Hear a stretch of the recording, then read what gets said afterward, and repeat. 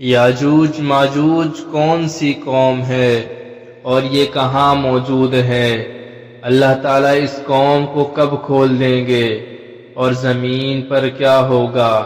اس موضوع پر ہم اس ویڈیو میں تفصیل سے بات کریں گے۔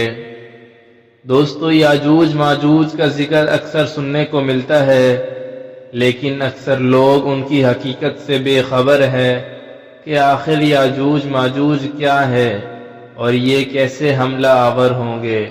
یاجوج ماجوج کون ہے؟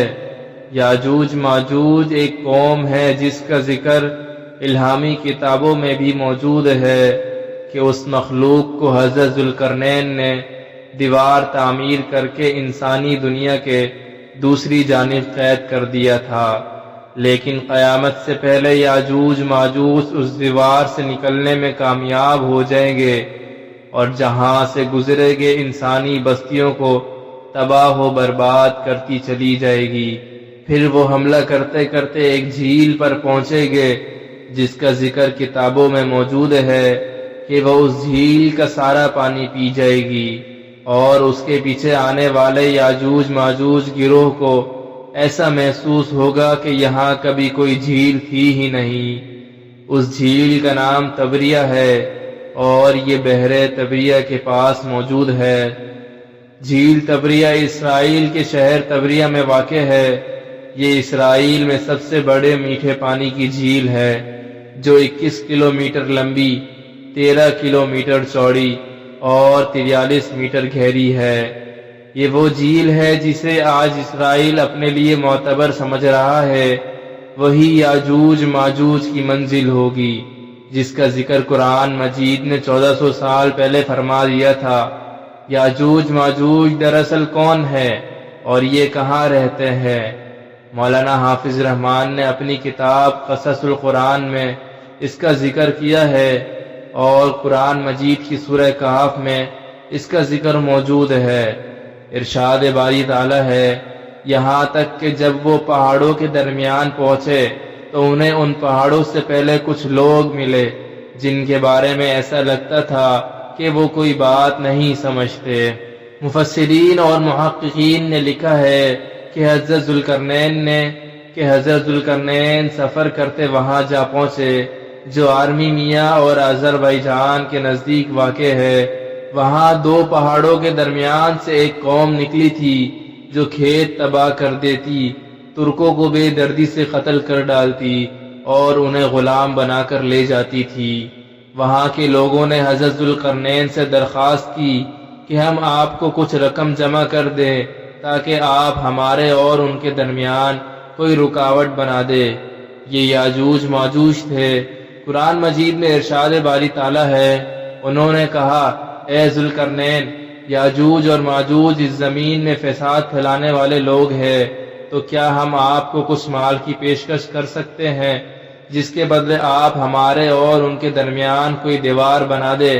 اس پر حضرت ذوالقرنین نے جواب دیا کہ اللہ تعالیٰ نے مجھے جو اقتدار عطا فرمایا ہے وہی میرے لیے بہتر ہے، لہٰذا تم لوگ میری مدد کرو تو میں تمہارے اور ان کے درمیان ایک مضبوط دیوار بنا دوں گا۔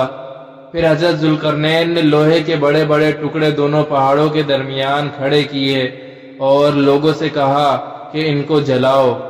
جب وہ لال رنگ کے ہو گئے تو اس پر پگھلا ہوا تانبا ڈالا گیا تاکہ لوہے کے ٹکڑے مضبوطی سے آپس میں جڑ جائے اور چکناہٹ کے سبب کوئی اس پر چڑھ نہ سکے۔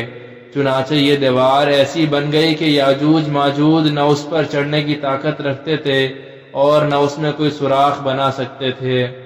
کہا جاتا ہے کہ اس کی لمبائی 50 میل، اونچائی 290 فٹ اور چوڑائی 10 فٹ ہے۔ محققین کے مطابق قرآن مجید کی گواہی سے ثابت ہوتا ہے کہ حضرت ذوالقرنین نے پہاڑوں کے درمیان سفر کیا۔ اس پہاڑی سلسلے میں ایک جگہ بہت ہی بلند ترین پہاڑ ہے جن کے درمیان وہ واحد راستہ ہے جہاں سے آیا جایا جا سکتا ہے، مگر یہ راستہ مکمل برف سے ڈھکا ہوا ہے، اس کے اندر لوہا اور دھات موجود ہے۔ تاریخ کے مطابق یاجوج ماجوج حضرت نوح علیہ السلام کے ایک بیٹے یافس کی اولاد میں سے ہے جو خانہ بدوش اور وحشی قبائل پر مشتمل تھے۔ ان کی تعداد بہت تیزی کے ساتھ بڑھی۔ یہ حضرت ذوالقرنین کے زمانے تک مختلف قبائل، قوموں اور آبادیوں میں پھیل چکے تھے۔ روایات میں آتا ہے کہ تب سے اب تک یاجوج ماجوج اس کوشش میں لگے ہوئے ہیں کہ کسی طرح دیوار کو گرا کر باقی دنیا سے جا ملے۔ یہ روز دیوار کو توڑتے ہیں، جب تھوڑا سا حصہ رہ جاتا ہے اور سورج غروب ہونے لگتا ہے تو ان کا سردار واپسی کا حکم دیتا ہے کہ باقی کام کل کریں گے، مگر اگلے روز دیوار کہیں زیادہ مضبوط ہو چکی ہوتی ہے۔ جب یاجوج ماجوج کے خروج کا وقت آ پہنچے گا تو وہ تمام دن دیوار میں سوراخ کریں گے اور ہر روز کی طرح ان کا سردار شام کو واپسی کا حکم دے دے گا اور کہے گا کہ باقی کام کل کریں گے انشاءاللہ۔ اس سے پہلے کبھی انہوں نے یہ الفاظ استعمال نہ کیے ہوں گے۔ ان الفاظ کی برکت سے دوسرے روز دیوار کو ویسا ہی پائیں گے جیسا چھوڑ کر گئے تھے۔ انتہائی پرجوش ہو کر دیوار گرا دے گے اور زمین پر پھیلتے چلے جائیں گے، جہاں سے گزرے گے تباہی پھیلائیں گے، مخلوق خدا کو اپنے شر اور فساد کا نشانہ بنائیں گے۔ ان کا پہلا گروپ جب بھاگتا ہوا جھیل تبریہ سے گزرے گا تو صحیح مسلم کے مطابق وہ سارا پانی پی جائیں گے۔ جب آخری گروہ وہاں پہنچے گا تو وہ کہے گا کہ کبھی یہاں پانی ہوا کرتا تھا۔ بحر تبریہ اسرائیل میں تازہ پانی کی سب سے بڑی جھیل ہے، اس کا ذکر تورات اور انجیل میں بھی آیا ہے۔ حضرت عیسیٰ علیہ السلام نے بڑا حصہ اسی جھیل کے ساحل پر گزارا۔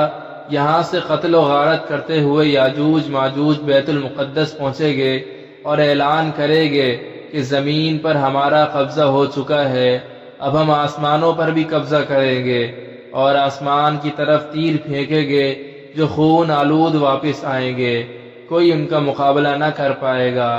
حضرت عیسیٰ علیہ السلام اللہ کے حکم سے مسلمانوں کو لے کر کوہ طور پر پناہ لیں گے اور عام لوگ محفوظ مقامات پر بند ہو کر اپنی جانیں بچائیں گے۔